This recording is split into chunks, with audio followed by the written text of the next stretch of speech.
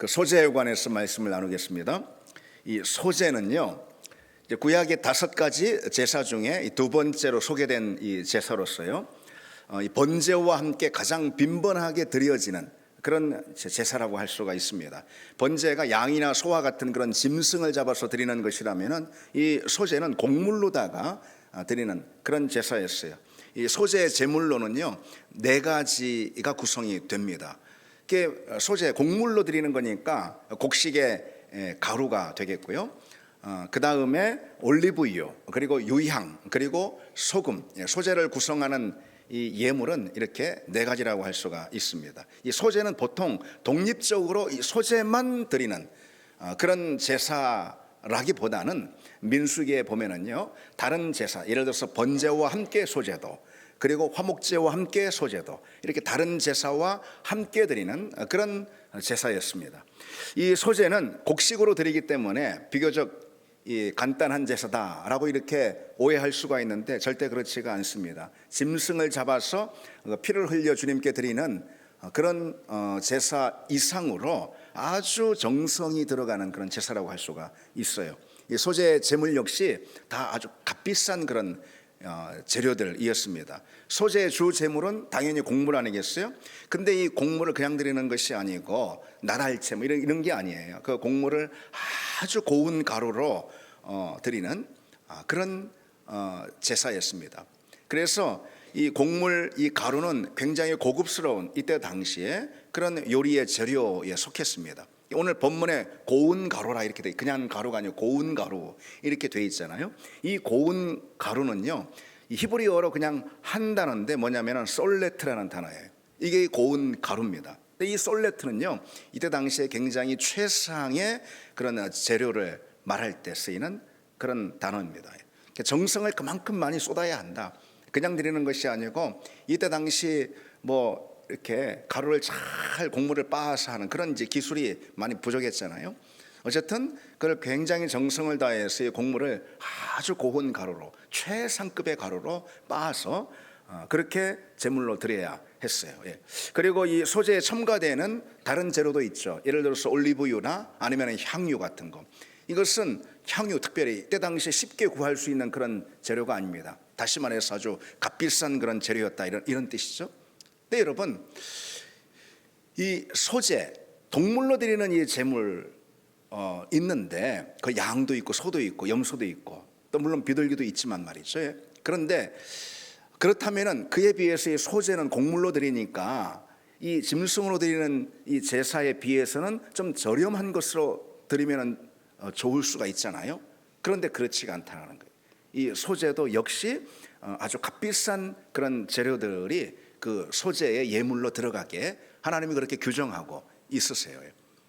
더욱이 번제로 드릴 때 소제도 함께 드리거나 화목제를 드릴 때 또 소제도 함께 드리거나 이렇게 했다 이 말이죠. 그러니까 한번 이때 당시에 제사를 드리려면 우리식으로 보자면은 예배를 드리는 거죠. 이거는 쉬운 일이 아니었다는 거예요. 그냥 뭐 그저 이렇게 가가지고선 예배 드릴 수 있는, 그저 빈손으로 가서 예배 드릴 수 있는, 그저 몸만 가가지고선 그냥 우리처럼 이렇게 등받이 의자에 앉으면은 그냥 예배가 이렇게 진행되는 그런 게 아니었어요. 이때는 제사 자체가 바로 그 점을 우리에게 말해주는 것이고요. 제사에 들어가는 이 오늘은 소제에 대해서 나누는데 이 소제에 들어가는 예물 자체가 그것을 말해줍니다. 이것은 매우 큰 정성을 들여야 하고 미리미리 준비하지 않으면은 제사 자체가 성립이 되지가 않았다는 것이죠. 왜 주님께서는, 하나님이 뭐가 없으셔서 그런 분이 아니잖아요. 하나님 무슨 분은 그런 곡물을 먹는 분이 아니잖아요. 그렇잖아요. 근데 하나님께서 왜 이렇게 아주 값비싼 제물이 들어가는 그런 제사, 이런 곡물의 제사를 요구하고 계시는가? 하나님을 만나는 것이 바로 그와 같이 값진 경험이라는 거예요. 하나님과의 관계가 아주 값진 소중한 그런 관계라는 것, 이것을 제사를 통해서 이들은 늘 상기해야만 했던 거예요. 그렇지, 하나님을 만나는 것, 하나님을 섬기는 것, 하나님을 나의 하나님으로 삼는 것, 내가 하나님의 백성이 되는 것, 내가 곧 예배자가 되는 것은, 이것은 그저 가벼운 일이 결코 아니지. 이것은 내게 매우 귀하고 내게 매우 값진 일이지. 하나님은 내게 매우 소중한 분이지. 이것을 이들은 제사의 자리에서마다 늘 상기해야 했다는 거예요. 우리로 보자면 예배의 자리에서 늘 상기를 해야 했다는 거죠. 그저 빈손으로 그저 준비 없이 갈 수가 없었습니다. 우리 그냥 반상에 참여하듯이 그냥 이렇게 그냥 떨레 가가지고 자리에 털썩 앉으면은 그럼 진행되고 행사가 진행되고 그럼 마치면은 그냥 반상에 참여한 것으로, 그런 게 예배가 아니라는 것이죠.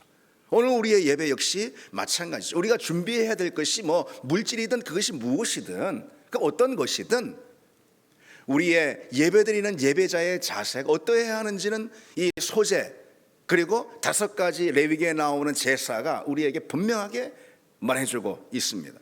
자, 그럼 여러분 소제는 어떻게 드리게 될까요?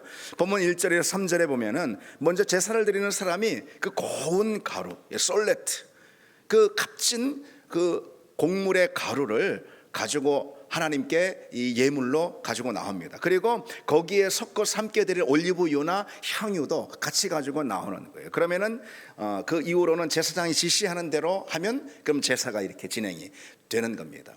이 소제의 자세한 절차는 그러니까 제사장이 알아야 할 절차죠. 이거 뭐 특별히 소제를 드리는 예배자가 알 필요는 없어요. 제사장이 알아야 할 절차는 레위기 뒤편에 쭉 또 다시 한번 이 소제가 재언급되면서 기록이 되고 있습니다.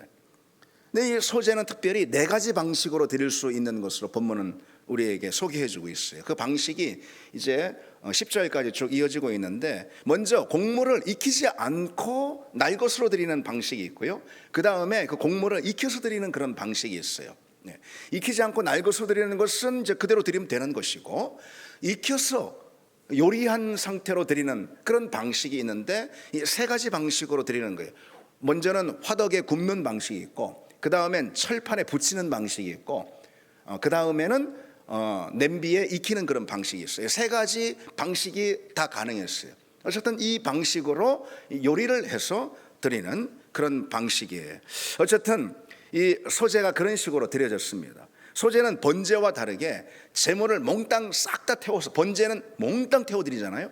그런데 소제는 그렇게 하지 않고요, 소제로 가져간 그 곡물 중에서 한 움큼만 하나님께 태워서 드리면은 그것이 하나님께 향기로운 냄새, 향기로운 예배가 됩니다. 그리고 나머지는 바로 제사장의 몫으로 남겨둡니다. 그러면은 제사장들은 그것을 거룩히 구별해서 자기의 양식으로 삼게 해 주신 거죠. 이게 바로 오늘 본문 우리가 읽은 그 소제를 드리는 방식입니다. 자, 뭐 소제에 들어가는 재료가 무엇인지, 또 어떤 식으로 소제는 드리는지 뭐 간략하게 우리가 생각해 봤는데, 이 시간은요 뭐 중요한 것은 그 소제가 우리에게 주는 메시지가 뭐냐, 이 소제라는 방식의 제사, 이게 오늘 우리에게 예배자에게 주는 메시지가 무엇이냐, 이게 중요하겠죠. 여러분, 우리가 먼저 알아야 될 것은, 그리고 레위기 말씀을 또 묵상하거나 들으면서 늘 우리가 상기해야 될 것은 무엇이냐면은, 이 제사, 특별히 오늘 이 소제인데, 이 소제는 단지 이스라엘 백성들이 이 성전 시대에 성전이 있었던 또는 성막이 있었던 그 시대에 행해졌던 그런 예배 의식 또는 제사 의식만이 아니라는 거예요. 그런 게 아니라는 거예요. 소제는 엄연히 성경에 기록된 하나님의 말씀이잖아요. 하나님의 말씀은 영원하죠. 그렇죠? 하나님의 말씀의 이 무게라는 것이 어제 다르고 오늘 다르고 그런 게 아니죠. 하나님이 영원하신 분이고 하나님의 말씀도 따라서 영원한 말씀이야. 다시 말해서 어제 주어진 그 말씀이 오늘은 무효가 되고 그런 게 아니라는 거예요. 어제는 아주 중하게 다뤄진 말씀이 오늘은 무게가 그만큼 되지 않고 우리가 무시하고 소홀해도 되는 그런 말씀, 결국 그렇지 않죠. 하나님이 영원하듯이 하나님의 말씀이 영원하고, 하나님이 살아계시듯이 하나님의 말씀이 오늘도 역시 동일하게 살아계신 줄 믿습니다. 따라서 여러분, 비록 지금의 예배가 레위기에 주어진 방식의 이런 제사의식은 아닐지라 하더라도, 레위기에 소개된 이 제사의식이 오늘 우리 신앙과 예배의 자리에 아주 중요한 메시지를 주고 있다, 그 점만큼은 분명하죠. 그럼 여러분, 소제가 우리에게 주는 메시지가 뭘까? 우리가 간단하게 2가지만 보실 텐데 꼭 여러분 기억하시기 바랍니다. 첫 번째로, 소제는요 생명을 드리는 헌신의 의미가 있어요. 소제는 무엇이다? 생명을 드리는 헌신이다. 이때 당시 이스라엘 백성들은 소제라는 제사를 드리면서 자신의 생명과 영혼을 드리는 헌신의 의미로 그 제사의 자리에 나갔습니다. 오늘 우리의 예배가 동일하다 이런 뜻이죠. 1절에 보시면은 누구든지 소제의 예물을 여호와께 드리려거든 그렇게 되어 있잖아요. 여기서 누구든지라는 단어는요, 히브리어로 네페시라는 단어예요. 이게 성경에 많이 나오는 단어예요. 구약성에 누구든지, 이것은 네페시라는 단어인데, 네페시라는 단어는요 생명 혹은 영혼을 뜻하는 그런 단어, 또는 목숨, 이런 걸 뜻하는 단어입니다. 이 사람 여러분, 본문이 이 소제를 드리는 예배자를 소개하면서 네페시라는 표현을 쓰고 있다는 거, 이것은요 굉장히 주목할 만한 그런 대목입니다. 왜냐하면 우리 1장 2절에 보면은요, 번제를 드리는 사람에 대해서 말하면서요, 너희 중에 누구든지, 이 번제를 드리는 사람 말하는 거예요. 너희 중에 누구든지라고 할 때 이 누구든지는요 네페시가 아니에요. 아담이라는 단어예요. 구약 성경의 아담이라는 단어는 일반적으로 그냥 사람을 지칭하는 그런 보통 표현이었습니다. 누구든지. 그래서 이 아담이라는 단어가 사실 오늘 본문에도 써야 마땅하지 않겠어요? 그렇죠? 사람을 지칭하는 일반적인 단어. 그런데 오늘 우리 번역된 개역 성경에는 누구든지라고 똑같이 돼 있지만은 같은 단어가 아니고 네페시라는 그런 단어를 쓰고 있어요. 예배자를 네페시라고 구별해서 말하고 있는 거예요. 네페시는 아까 말씀드렸듯이 목숨, 생명, 영혼 이런 걸 뜻하는 단어고, 구약 성경의 문맥에 따라서 그런 식으로 이렇게 다 다양하게 번역이 되고 있어요. 다시 말해서 뭐예요? 이것은 소제를 드리는 누구든지, 소제를 드리는 예배자를 말하는 거잖아요. 그런 네페시라고 칭하고 있는 것은 이 소제의 성격을 여기서부터 알게 해주는 거죠. 영혼과 목숨, 그 생명을 담아서 드리는 예배, 그런 제사, 이게 바로 소제라는 거죠. 물론 번제를 비롯해서 속죄제나 다른 모든 제사 역시 그것은 동일할 거예요. 그러나 이 소제에 있어서만큼은 그 점을 훨씬 더 부각하고 강조하고 있다는 거예요. 성경이 일부러 의도적으로 선택한 단어가 네페시라는 단어를 선택하고 있어요. 고대시대 여러분, 이 곡식이라는 것은요 생명 그 자체예요. 곡식이라는 것은 고대시대는 곡식을 먹고 우리는 곡식을 안 먹냐? 우리도 곡식을 먹죠. 똑같은데 그것은 고대시대의 곡식이 한 줌 곡식 아니면 한 그릇의 밥, 또는 저 이스라엘 같은 경우는 빵을 의미하겠죠. 밀빵. 그것이 말해주는 것, 그것이 의미하는 것, 오늘과는 성격이 차원이 달랐다는 거죠. 그래서 생명 그 자체인 거예요. 밥 한 그릇, 빵 한 쪽, 그것은 목숨 그 자체였어요. 특히 고대시대에는 거의가 대부분 많이 먹지 못했어요. 가난한 사람들이 많았어요. 오늘날처럼 이렇게 풍성하게 막 이 밭이 열매를 맺는, 곡식을 맺는 그런 시대가 아니었단 말이죠. 여러분 좀 어른들은 다 아시잖아요. 우리나라 옛날에 박정희 대통령도 통일벼 만들어가지고 같은 땅인데 한마직인데 거기에 같은 벼를 심었는데, 그런데 생산되는 양이 완전 다른 거예요. 그래서 통일벼 개량하고 뭐 개량하고 그렇게 하지 않았어요? 근데 지금 이것은 2000년 아니 그 훨씬 전이죠. 3000년 전, 그 전에 이 고대 시대 말이죠.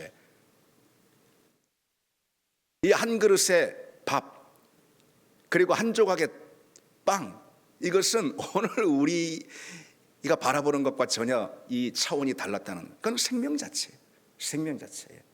그러니까 소제, 곡식으로 드리는 거잖아요. 그것을 또 아주 곱게 빻는 거예요. 아주 곱게. 그러다 보면은 나달채 있는 것보다도 많은 부분이 소실되지 않겠어요. 그렇죠? 이만큼인데 빻으면 요거밖에 안 되는 거잖아요. 그렇죠? 그게 생명 그 자체였다라는 거죠. 가난한 사람들이 또 물론 많았고요. 먹지 못하는 거예요. 오늘날 가난한 사람은요 백화점 쇼핑 못하는 건데, 이때 가난한 사람 먹지 못하는 거예요. 30대 때를. 그거 말하는 거예요. 그럼 가난한 이 사람들 소제를 드렸을까요? 물론 드렸어요. 당연히 소제를 드렸어요. 여러분 신명기 율법에 보면은 기억나십니까? 여러분 성경을 읽으시면서 밭을 소유한 사람, 이 사람들은요 부자들이에요. 밭을 소유한 사람들은, 이 밭을 소유한 사람들이요 추수할 때 곡식을 다 수확하지 않고 반드시 밭의 가장자리 곡식은 수확하지 않고 남겨두도록 하나님이 신명기 율법에 명령하고 계세요. 신명기 율법은 이스라엘 백성들에게 헌법과도 같은 거예요. 그게 명령하고 계세요. 그냥 싹 다 추수해야 해요. 그냥 가장자리까지. 그러지 말라는 거예요. 절대 그러면 안 돼요. 가장자리에 있는 그런 곡식들은 남겨두게 되어 있어요. 그리고선 이제 타작을 하고 하는 그런 과정 가운데 밭에 떨어진 나달들이 있을 거 아니겠어요? 그렇죠? 여러분 옛날에 추수할 때 논을 한번 떠올려 보실 수 있는 분 계십니까? 다 도시 출신이시라 잘 모르시나요? 떨어지게 돼요. 나달들이 밭에. 그거 어떻게 절대로 주우면 안 됐어요. 주우면 안 돼요. 그건 남겨둬야 됐어요. 왜요? 왜냐? 가난한 사람들이 그 가장자리에 있는 곡식을 떨어서 먹고, 그리고 추수할 때 밭에 떨어져 있던 미처 거두지 못했던 그런 것들이 있어요. 절대 그걸 거두면 안 됐어요. 근데 그것들을 나달을 다 이 가난한 사람들이 가지고 자기의 양식으로 삼았던 것이죠. 이때 당시 고아나 과부나 여러 가난한 그런 사람들, 여러분 생각해 보십시오. 바로 그 가난한 사람들이 소재를 드렸습니다. 어떻게 소재를 드렸을까요? 그걸 한번 생각을 해 보십시오. 이들은 남의 밭에서 주운 그 나달로 소재의 예물을 삼아가지고 하나님께 드린 거예요. 이 곡식은 이들에게 그야말로 생명과도 같은 것입니다. 그날 자신과 자기 자식들이 먹어야 할 생명과도 같은 그런 양식, 그 양식을 하나님께 제물로 드렸던 것이죠. 그러니 소제라는 이 제사의 방식, 이 예배의 방식은 바로 자신의 목숨을 담보로 하는 그런 제사였던 거예요. 그래서 본문에 소제를 드리는 사람을 뭐라고 소개하고 있죠? 네페시, 영혼, 목숨, 생명을 의미하는 네페시로 표현하고 있는 거예요. 자신의 목숨을 담보로 하나님께 나아갈 수 있었고 하나님께 예배할 수가 있었던 거예요. 하나님은 이들의 목숨을 요구하시는 분은 아니에요. 그러나 하나님께 나오려면은 목숨과도 같은 그런 양식을 하나님께 드림으로 비로소 하나님을 만날 수가 있었던 거죠. 여러분 오늘 우리의 예배가 어떨까요? 오늘 우리의 예배는 어떻습니까? 우리 예배가 이 소재를 담지 못한다면은, 이 소재의 성격을 가지고 있지 못하다면은 온전한 예배라 할 수가 없겠죠. 우리는 오늘 예배자로 오늘도 예배를 드리는데 과연 정말 네페시, 우리의 생명과 영혼을 이 예배의 자리에 담고 있는가, 담아내고 있는가, 우리 전부를 드리고 있는가. 물질이 없는 경우가 있어요. 우리 교회 성도들도 있습니다. 물질이 없는 경우, 그래서 어려운 경우, 그러나 그럼에도 불구하고 내게 있는 그 작은 것이라 하더라도 그 물질로 힘껏 하나님께 드리는 바로 그 사람, 네페시의 예배자라는 것이죠. 시간이 없어 쩔쩔매. 도무지 시간이 없어요.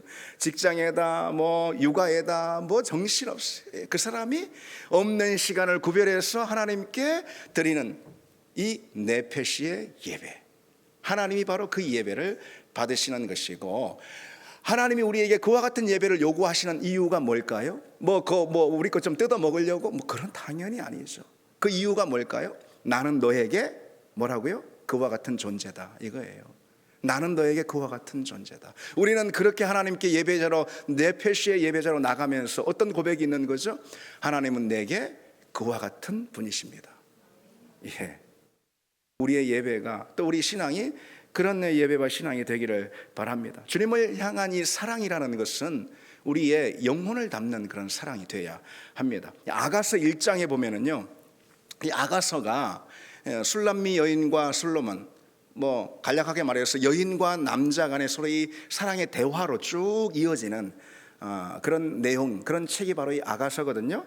근데 아가서에 보면은 사랑하는 이 남자에게 이 여자가 자신의 사랑을 고백하면서 뭐라고 고백하냐면은요, 내 마음으로 사랑하는 이여, 이렇게 고백하거든요. 여기서 남자는 하나님을 의미하는 것이고 여자는 우리 성도를 의미하는 거예요. 여자가 남자에게 내 사랑하는 이여, 이렇게 내 마음으로 사랑하는 이여. 여기서 이 마음이 네페시라는 그런 오늘 동일한 단어, 누구든지라는 이 단어와 동일한 단어입니다. 마음으로, 네페시로 사랑하는 분, 하나님을 향한 우리의 사랑 역시 네페시의 사랑이 되어야 하는 거죠.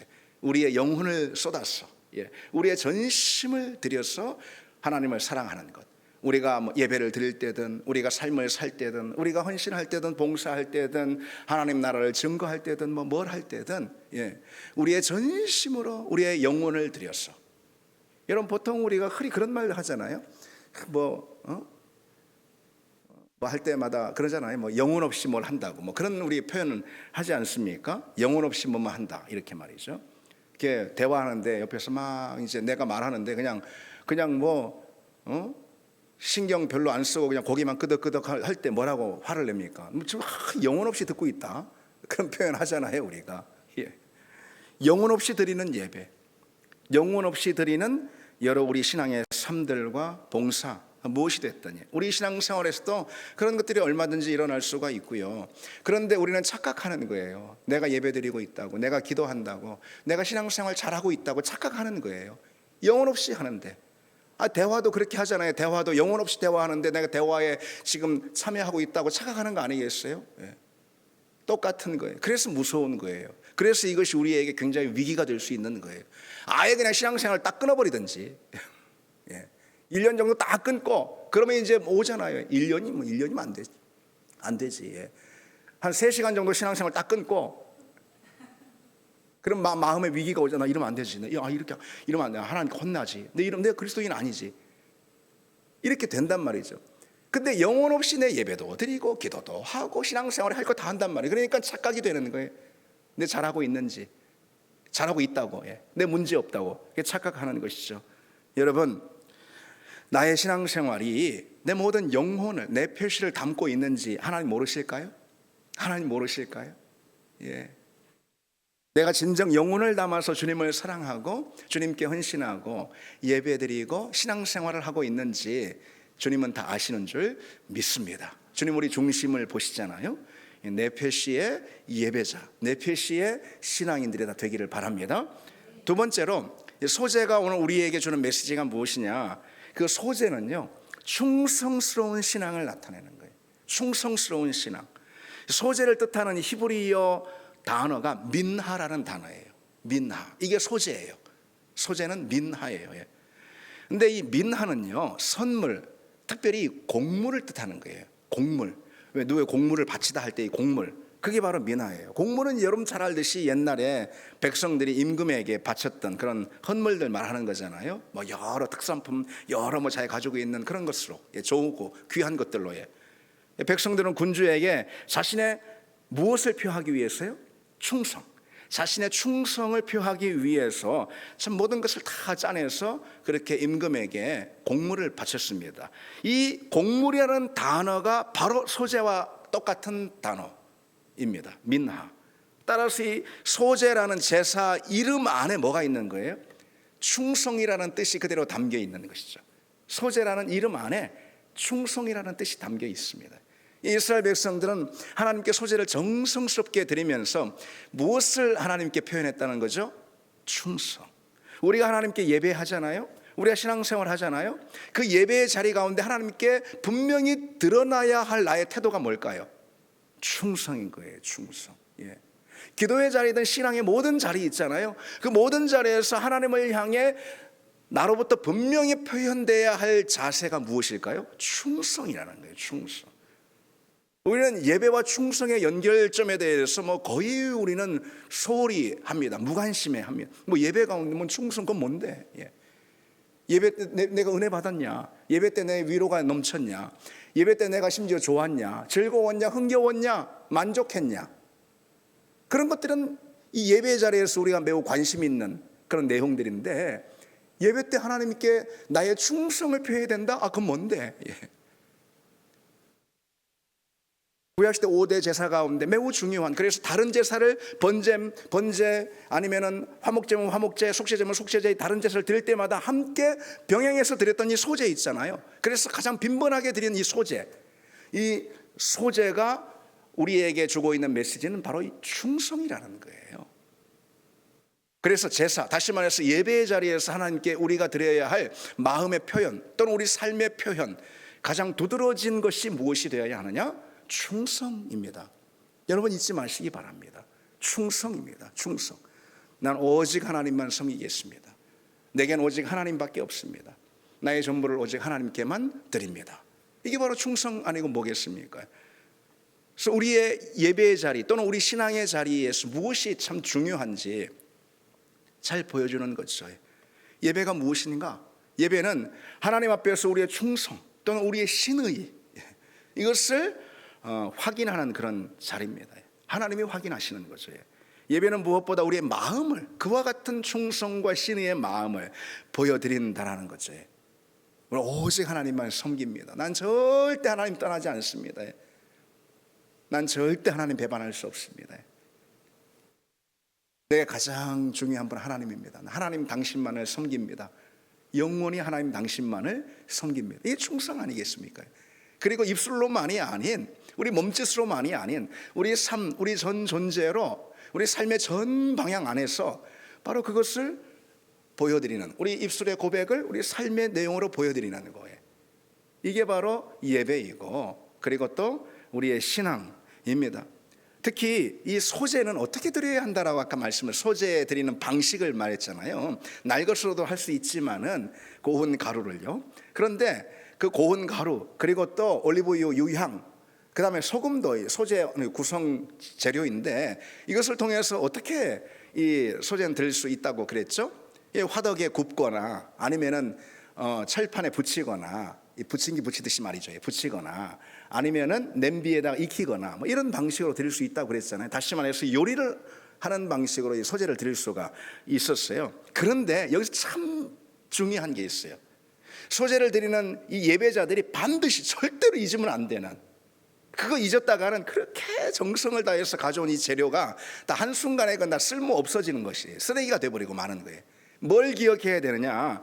반드시 기억해야 될 것. 11절에 보시면 뭐라고 돼 있죠? 누룩하고 꿀을 절대 넣으면 안 돼. 절대.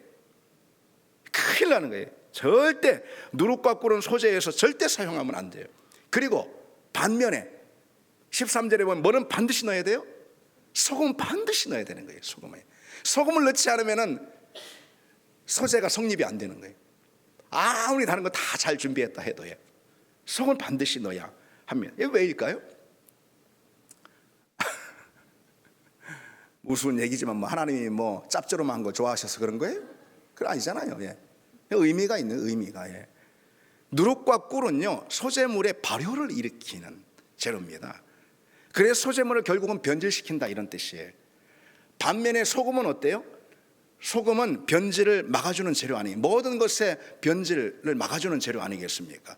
결국 여러분, 누룩과 이 꿀이 금지된 이유, 소재에서 누룩과 꿀이 금지된 이유, 한편 소금의 사용이 반드시 규정된 그런 이유, 그건 무엇일까요? 소재물의 변질을 막기 위한 거예요. 소재물의 변질. 그렇다면 여러분, 어쨌든 누룩과 이 꿀은 넣지 말고 소금은 반드시 넣는, 그래서 소재물의 변질을 막게끔 그렇게 규정되어 있는 이 소재의 규정이 있잖아요.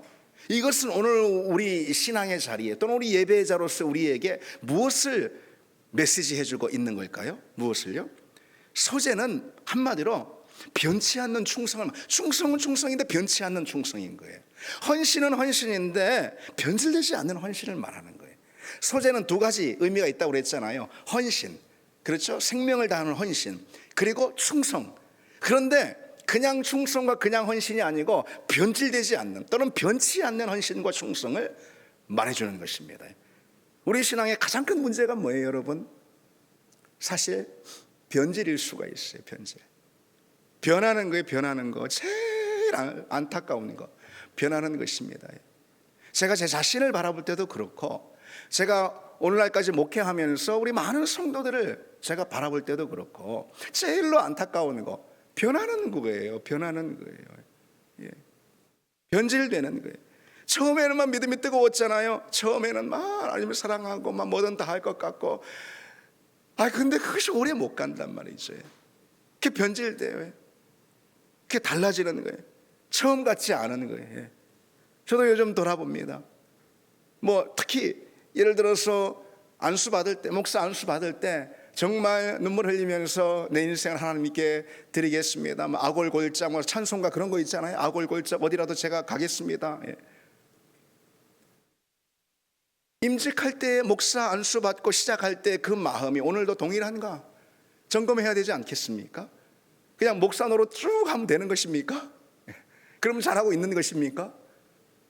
그거 돌아보고 점검해야 되지 않겠습니까? 변질됐는지 말이죠. 여러분, 우리 교회 우리 성도들 어떻습니까? 여러분 어떠세요? 특히 우리 임직자들 어떻습니까? 변한 거 아니에요 혹시? 변한 거 아닙니까? 아니 내가 꼭 집어 묻는 게 아니고 한번 자문해 보라 이거예요. 처음 권사로 또 안수집사로 선출이 되고 막 그러잖아요.